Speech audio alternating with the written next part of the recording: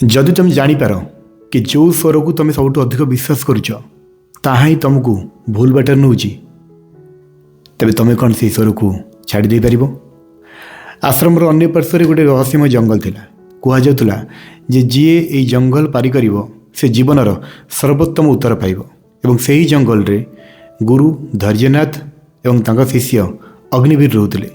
अग्निवीर साहसी थिला, तीक्ष्ण थिला, किंतु अधैर्य भी थिला।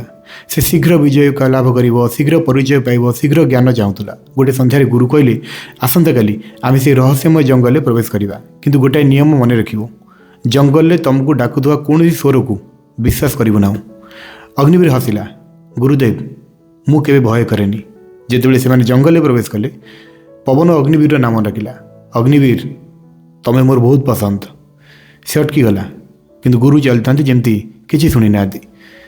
अग्निवीर पचारे, गुरुदेव तुम कि शुणिल कि? गुरु कहले यही बण समस्त को डाके जो मैंने निजक विशेष बोली भावती। अग्निवीर नीरव होगा, किंतु गर्व ता भितर बहुत आसी जाता। जितेबाला सी टी आग को बढ़ला गोटे ह्रद पाखे पहुँचला। ह्रदरे अग्निवीर तार प्रतिफलन देखला, किंतु से कौन साधारण शिष्य नाला। से जड़े महान योद्धा पर देखा लोक मैंने प्रणाम करुले। एवं ह्रद कहला केवल गोटाए पाद एवं ये सबू जहाँ देखुच सब तुमर। अग्निवीर मन टिके दोहरी गला। गुरु कहले यहाँ गोटे दर्पण, वास्तवता नुहे। किंतु अग्निवीर गुरु कथा शुणिले नहीं। से ह्रदे पड़गले और हठात तांका पाखरे पाद तलू माटी उभा नहीं गला। से गभीर अंधकार रे पड़िबा लगिले। अंधकार गोटे स्वर आसिला, मु तुमर भय एवं तुमर सर्वोत्तम इच्छा मध्य। अग्निवीर भाभी जे गुरु तांको उद्धार करके आसबे, किंतु केही आसिले नहीं। प्रथम थर पई से अनुभव कले हुए तो यही यात्रा तांको एका समाप्त करने को पड़ो। अंधकार से गोटे दीप पाइले, किंतु ताहा लिभि जाइतिला। दीपरे लिखा थिला, जे पर्यंत अहंकार जलुछि एही दीप जलियो नाही। अग्निवीर कांदी पकेले। प्रथम थर पे से निज भितर चाहिए तांकर शीघ्रता, तांकर गर्व, तांकर तुलना से सबको झाँकी देखले निज भितर। से मने मने कहले, जदि ज्ञानर मूल्य मोर अहंकार तेबे मु प्रस्तुत। एतक कहवा मात्र दीप पुणी जली उठिला।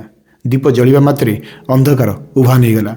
से पुणी से जंगल ठिया हेले एवं तांका पाखरे तांको गुरु धैर्यनाथ थिले। गुरुदेव तुम मते कहीं एका छाड़ीगल? गुरु हसिले, मु तुमको परित्याग करुनथिली, मु तुमको निज सहित परिचय कराइली। अग्निवीर बुझीपारे जे गुरु सब बेले बाहर न थांती, बेले बेले से अंत स्वरूप होगी निज भितर भी थांती। जंगल शेष में गोटे द्वार थिला। द्वार रे लिखा जाइतिला कि केवल जो मैंने आउ प्रवेश करने इच्छा करेंगे ना से मैंने एठारे प्रवेश करेंगे। अग्निवीर अटकी गले। से कहले, मोर एबे तुमको आउ किछि प्रमाण करने को नहीं। एबे द्वार स्वयं चालित भाव आपे आपे खोलीगला। बाहर दुनिया समान थिला, किंतु एबे अग्निवीर बदली जाइतिले। गुरु तांकर शेष वाक्य कहले, मन रख, जे शीघ्र जीतवा चाहे से हारी जाए एवं जे निजको जीति जाए से सब जीति थाए। जीवन सबुठ बड़ युद्ध बाहर नुहे पर निज भितर। जो स्वर आपन को विशेष व्यवहार भ्रम दिए ताहा होछि आपनकर गोटे परीक्षा। जने प्रकृत गुरु आपन को समर्थन दिएनी, से आपन को सत ताहा देखाए। एवं सबुठ गुरुत्वपूर्ण कथा, जितेबाला आपन अहंकार आपन भितर थाए, अहंकार मुंड नई जाए, से आपन ज्ञान उत्पन्न हुए। अहंकार रे मुंड नया शिखंतु, ताहाले ज्ञान उत्पन्न हो। धन्यवाद। जदि कहानी भल लगिला लाइक, कमेंट और शेयर करंतु।